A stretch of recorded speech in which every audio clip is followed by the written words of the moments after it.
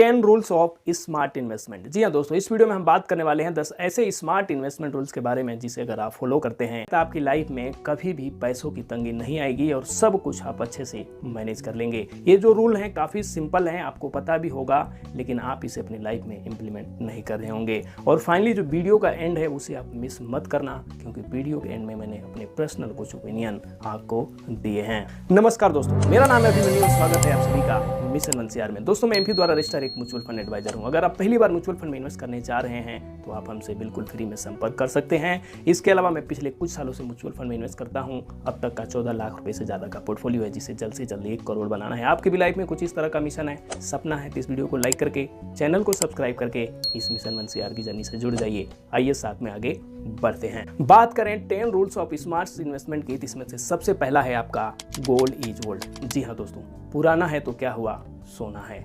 अगर आप सोने में कुछ पैसे इन्वेस्ट करते हैं तो इससे ज्यादा स्मार्ट इन्वेस्टमेंट कुछ हो ही नहीं सकता। दुनिया में चाहे कुछ भी हो जाए, लेकिन सोना तो सोना ही होता है।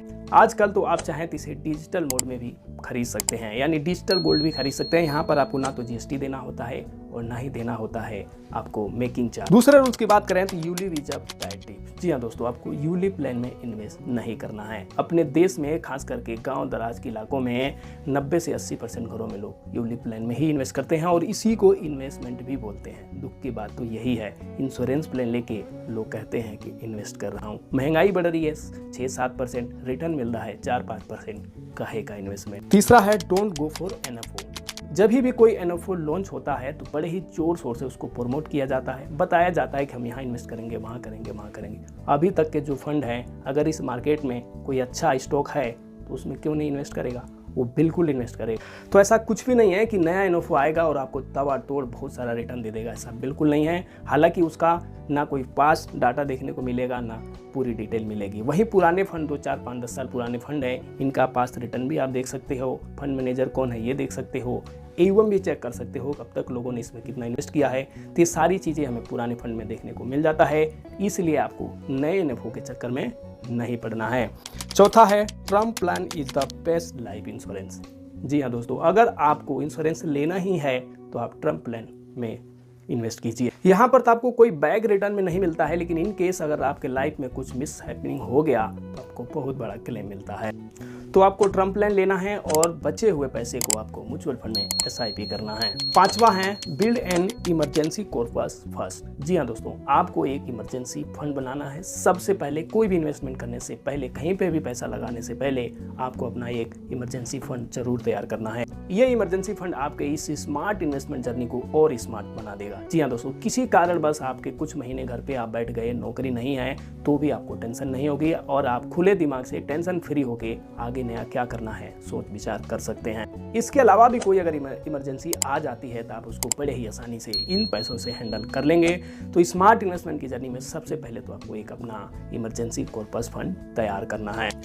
छठा है start your SIP no matter how small. जी हाँ दोस्तों, शुरुआत कर दीजिए, मत देखिए आप कितने से कर रहे हैं, कितने कम पैसे से कर रहे हैं, क्योंकि इन्वेस्टिंग और एसआईपी में पैसों से कहीं बहुत ज़्यादा मायने रखता है समय। अगर आपने लंबा दिया तो पैसा कम भी होगा, तो एक समय के बाद वो कंपाउंड होके बहुत बड़ा पैसा बन जाएगा।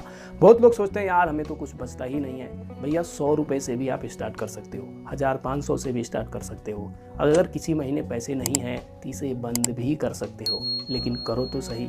जी हाँ, सबसे पहले आपको स्टार्ट करना है, चाहे वो बेशक कम पैसे से हो। सातवां है लो और हाई एनएबी डोंट मैटर। जी हाँ दोस्तों, म्यूचुअल फंड में स्टॉक की तरह एनएबी कोई मायने नहीं रखता है कि आपके म्यूचुअल फंड का एनएबी सस्ता है या महंगा है। जब कोई भी एनएफओ लॉन्च होता है तो उसका एनएबी 10 रुपये होता है। कोई 10 साल 20 साल पुराना फंड है तो उसका एनएबी उस समय बहुत ज़्यादा होता है। लेकिन इसका मतलब ये नहीं है कि ज़्यादा एनएबी वाले में अगर आप इन्वेस्ट करेंगे तो आपको महंगा फंड मिलेगा, ऐसा बिल्कुल नहीं है। हालांकि पुराना फंड ही बेहतर होता है। किसी भी एडवाइजर से अगर आप सलाह लेंगे तो वही कहेंगे कि आप पुराने फंड में ही इन्वेस्ट कीजिए। किसी फंड का एनएबी इसीलिए ज़्यादा है कि उसने लंबे समय में अच्छा रिटर्न दिया है, लोगों ने उसमें पैसा इन्वेस्ट किया है, इसलिए उसकी आज एनएबी ज़्यादा है। आठवां है डोंट टाइम द मार्केट। जी हाँ दोस्तों, मार्केट को प्रिडिक्ट करना छोड़ दीजिए। इसे कोई नहीं कर पाया और आप भी नहीं कर पाएंगे। किसी को भी नहीं पता है कि यहाँ से बाजार ऊपर जाएगा या नीचे जाएगा या यहीं पे झूला झूलते रहेगा।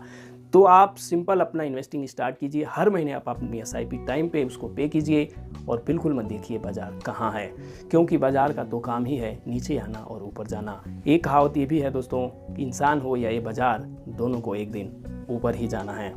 9वां है डोंट पोज योर SIP। अगर आप कंपाउंडिंग का फ़ायदा उठाना चाहते हैं, आप कम पैसे से लंबे समय में बड़ा पैसा बनाना चाहते हैं, तो आप डिसिप्लिन के साथ कंटिन्यू अपने SIP को टाइम पे भरते रहिए। यानी अगर आपने गलती से भी बीच बीच में अपनी SIP बंद की तो भूल जाइए कि आप कभी भी बड़ा पैसा बना पाएंगे और ना ही ये आप एक कोई स्मार्ट इन्वेस्टर कहलाएंगे। एक स्मार्ट इन्वेस्टर कभी भी अपने SIP को बंद नहीं करता है। हालांकि जब मार्केट में कुछ गिरावट होती है तो उस SIP के साथ साथ वो कुछ लमसम भी इन्वेस्ट करता है। नंबर 10, जी हाँ, नंबर 10 है don't invest in more than 4-5 funds. जी हाँ दोस्तों, अगर आपको 2, 4, 5 हज़ार की SIP करनी है तो 4-5 फंड से ज़्यादा लेने की ज़रूरत नहीं है। मैंने बहुत से ऐसे लोगों को देखा है कि SIP तो करेंगे 5,000 की और 15-15 फंड्स में इन्वेस्ट करेंगे। इसका कोई फ़ायदा नहीं है, इसका कोई मतलब नहीं है। बेकार में आपके फंड्स आपस में ओवरलैप होंगे। सिंपल है, अगर आपको 5,000 की SIP करनी है या 15,000 की या 25,000 की, मोर देन 4-5 फंड इनफ हैं। फंड्स की बात करें, यानी मैं अपनी बात करूं, मैं अपने इन्वेस्टरों को कौन कौन से फंड देता हूं। अगर किसी के पास 10 से 15 साल है, 3-5 फंड में 3 स्मॉल कैप होते हैं, 1 मिड कैप होता है और 1 फ्लेक्सी कैप होता है। इससे लगभग ऑल ओवर मार्केट कवर हो जाता है। दोस्तों, ये जो हमने 10 बातें आपको बताई हैं, अगर आप इसे आप फॉलो करते हैं तो मेरा यकीन मानिए आप एक स्मार्ट इन्वेस्टर बन सकते हैं। ये बातें ऐसी नहीं है कि जिसे आपको पता नहीं था, पता तो था लेकिन बस आप इसे अपनी लाइफ में इम्प्लीमेंट नहीं कर रहे थे, फॉलो नहीं कर रहे थे। दोस्तों, जीवन में परिवर्तन बहुत बड़ा करने से नहीं आता है, छोटा छोटा परिवर्तन से ही जीवन में बहुत बड़ा परिवर्तन आता है। इन्हीं से हमारा जीवन बदलता है दोस्तों, इनको हल्के में नहीं लेना चाहिए और आज से ही आप शुरुआत कीजिए। आप एक स्मार्ट इन्वेस्टर बन सकते हैं और लाइफ में बहुत कुछ अचीवमेंट कर सकते हैं। तो उम्मीद करता हूं दोस्तों ये वीडियो आपको पसंद आई होगी, इस वीडियो में दी गई जानकारी पसंद आई होगी। आपका कोई भी सवाल सुझाव है तो कमेंट कीजिए। म्यूचुअल फंड के बारे में और अधिक जानना चाहते हैं, हमारे साथ इन्वेस्ट करना चाहते हैं तो इस नंबर पर संपर्क कर सकते हैं।